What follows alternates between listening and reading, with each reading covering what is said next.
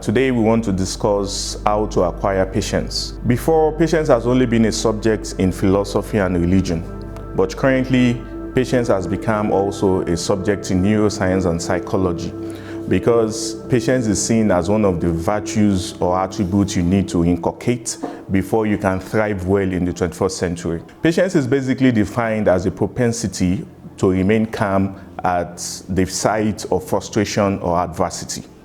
An example of this was what happened with the Prophet and a woman, that the Prophet ﷺ was coming on a certain day, and he saw a woman that was wailing. And in Islam, wailing is not allowed, it is haram. Wailing is when you cry and you talk at the same time, most especially when you say, Lima, why is it me? Why is this happening to me? This particular woman lost a child. So she was wailing and the Prophet was passing by. As the Prophet saw her, the Prophet went close to her and told the woman, get a hold of yourself.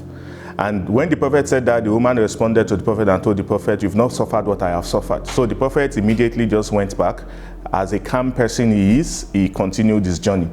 After a short while, some of the people beside the woman, they informed the woman, do you know the person you just spoke to? That is the Rasulullah, that is the Prophet of Allah. And this woman forgot that she had lost her child and ran immediately to the Prophet and apologized to the Prophet.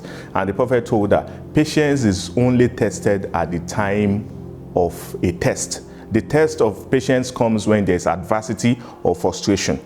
So how do we acquire patience?